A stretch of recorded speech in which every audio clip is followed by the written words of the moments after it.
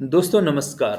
दोस्तों जैसा हमने कल लाइव सेशन में भी डिस्कस किया था कि जो हरियाणा स्टाफ सिलेक्शन कमीशन का एग्ज़ाम है स्टेनो का, वो प्रैक्टिकली होना पॉसिबल नहीं लग रहा है। जैसा कि टेंटेटिव डेट थी कि 11 तारीख को एग्ज़ाम हो जाएगा और बहुत सारी जगह से सुनने को भी मिल रहा था कि रोल नंबर आज आ जाएँगे, कल आ जाएँगे। ऐसा सुनते-सुनते आपने भी बहुत जगह से सुना होगा और कल जैसा कि लाइव सेशन में डिस्कस हुआ था कि प्रैक्टिकली ये पॉसिबल नहीं लग रहा है। As per my personal opinion HSSC का कोई अपडेट नहीं था, बट जो मुझे प्रैक्टिकल लग रहा था कि ऐसा नहीं हो सकता, तो वो कल हमने डिस्कस किया था। तो आज ये जो अपडेट आया है कि आपका जो एग्ज़ाम है वो रीशेड्यूल कर दिया गया है, लेकिन अभी भी मुझे नहीं लगता कि एग्ज़ाम रीशेड्यूल्ड डेट पे भी होना संभव है।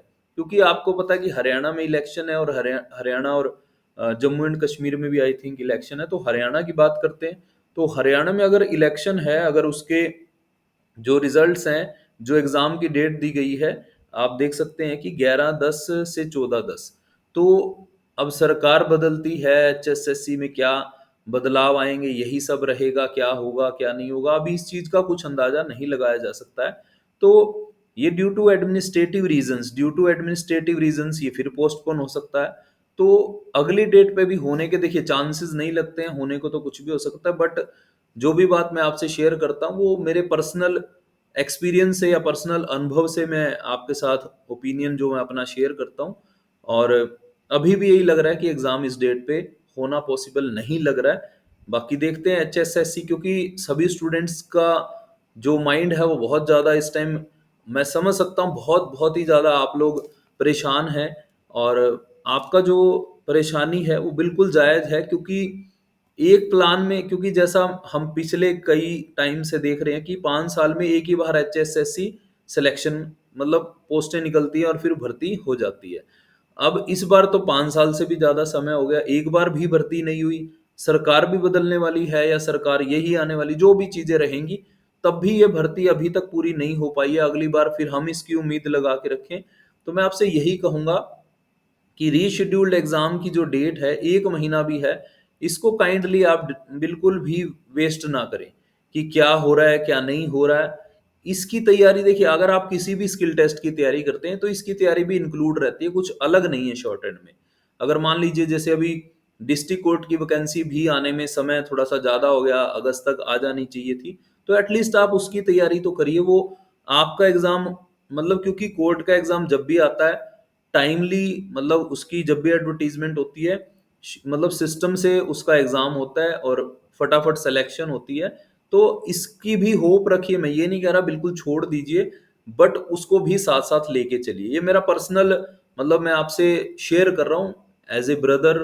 मैं आपके साथ ये चीज़ कहना चाह रहा हूँ, क्योंकि बहुत सारे स्टूडेंट को मैं देख रहा हूँ सारा दिन वो परेशान होकर बहुत सारे ग्रुप्स में मैसेज करते हैं सारा दिन, क्योंकि उनकी जो स्थिति है, शायद वो स्टूडेंट ज़्यादा अच्छे से समझ पाएँगे जो इस फ़ेज़ से जूझ रहे हैं। क्योंकि हो सकता है परिवार का दबाव हो, फैमिली का, सोसाइटी का, बहुत सारी चीज़ें रहती हैं और हर व्यक्ति उस चीज़ को टैकल करने में समर्थ नहीं होता है। क्योंकि अगर हम अपने सेल्फ कॉन्फिडेंस को बढ़ा के वहाँ तक नहीं पहुँच पा रहे हैं कि हम अपनी तैयारी को बेहतर करके रखें और साथ में, मतलब एक्स्ट्रा टाइम में कुछ ना कुछ करते रहें। क्योंकि हम जब बिल्कुल डिपेंडेंसी से किसी चीज़ पे डिपेंड हो जाते हैं और फिर वो चीज़ नहीं मिलती है, तो फिर हमें बहुत ज़्यादा परेशानी होती है और फिर हम वो जो समय कहीं, मतलब थोड़ा-सा एडिशनल टाइम कहीं और भी लग सकता था, कुछ और हम साथ-साथ कर सकते थे, सीख सकते थे, तो हम कुछ भी नहीं करते, हम वहीं डिपेंडेंसी बना के रखते हैं। मैं अभी भी आपको कहूँगा कुछ ना कुछ थोड़ा ना समय अपना कहीं न कहीं किसी और स्किल टेस्ट की तैयारी में लगाएँ, कुछ ना कुछ एक्स्ट्रा ऐसी एक्टिविटी में इन्वॉल्व रहें, जिससे कि आपको फ्रस्ट्रेशन ना आए, जिससे कि आप हताश ना हों। तो ये मेरा हम्बल रिक्वेस्ट है। और एचएसएससी का जो भी चल रहा है, आप बहुत टाइम से देखते आ रहे हैं कि कितनी बार क्या-क्या परिस्थितियाँ आई और कितनी बार क्या-क्या परिस्थितियाँ स्टूडेंट्स को झेलनी पड़ रही हैं। नो डाउट अगर आपकी जगह मैं भी होता तो हो सकता है कि कई बार लगता है कि कहना आसान होता है, बट इन चीज़ों को झेलना थोड़ा-सा टफ होता है।